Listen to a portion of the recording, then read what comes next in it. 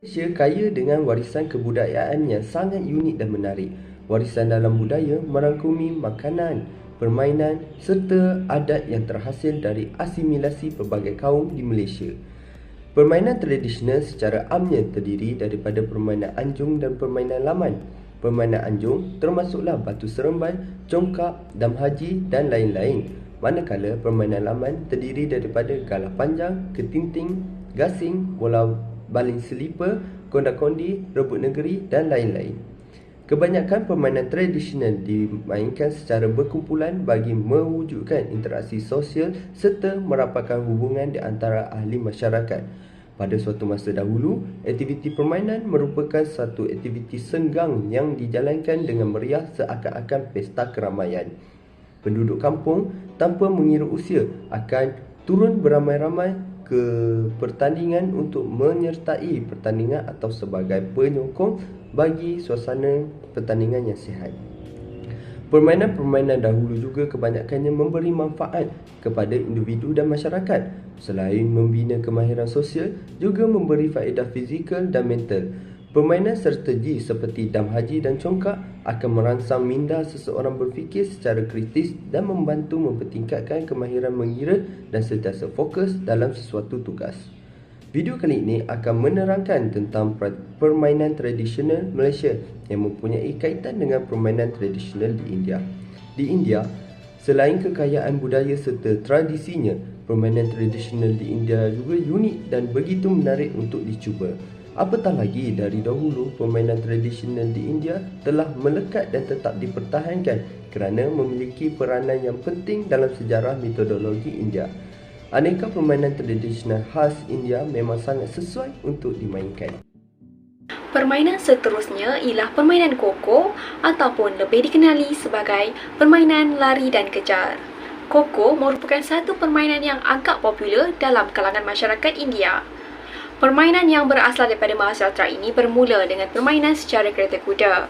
Koko telah mengalami perubahan daripada zaman ke zaman, iaitu salah satu permainan lari dan kejar di mana seorang pemain akan berlari dan mengejar manakala akan menyentuh pemain-pemain lain. Permainan koko telah mengalami perubahan apabila satu permainan lari dan kejar di mana seorang pemain akan berlari dan mengejar serta menyentuh pemain lain. Namun telah mengalami perubahan apabila penyerang hanya menyentuh batang tiang dan bukannya menyentuh pemain. Cara untuk bermain permainan ini, setiap kumpulan boleh mempunyai pemain dalam keadaan genap ataupun ganjil, bergantung kepada jumlah tiang ataupun jumlah penyerang. Koko boleh dimainkan oleh lelaki maupun wanita dan kanak-kanak dari semua peringkat umur. Permainan ini dimainkan di kawasan yang lapang dan peralatan yang diperlukan adalah beberapa tiang. Sekiranya penyerang dapat menyentuh dan mengambil tiang ahli, maka ahli yang gagal akan bertukar menjadi penyerang. Jadi, begitulah cara permainan koko. Di India, permainan Satolia juga dikenali sebagai permainan tujuh batu.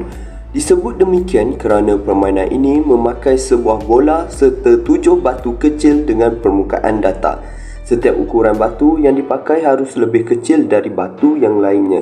Untuk memainkannya, semua batu perlu ditumpuk satu persatu. Kemudian penyerang akan diberi kesempatan untuk memukul menara batu tersebut dengan lemparan bola dalam 3 kali percubaan. Berbeza dengan masyarakat Malaysia, permainan baling selipar seakan-akan sama dengan permainan Satolia dan ini merupakan sebuah permainan yang amat mudah dan ringkas. Peralatan yang diperlukan hanyalah beberapa pasang selipar. Para pemain perlulah memastikan selipar yang digunakan adalah tidak terlalu keras atau tebal bagi mengelakkan sebarang kemalangan terjadi semasa permainan. Bagi memainkan permainan ini, para pemain harus dibahagikan kepada dua kumpulan, iaitu kumpulan A dan kumpulan B terlebih dahulu. Tiada sebarang jumlah spesifikasi yang ditetapkan kepada jumlah permainan. Jadi, untuk bermainnya, caranya adalah para pemain haruslah membuat undian untuk memilih kumpulan mana yang akan memulakan permainan, iaitu kumpulan A dan kumpulan mana yang akan menjadi pihak penjaga, iaitu kumpulan B. 13 selipar disusun menjadi bentuk segitiga ataupun bentuk piramid.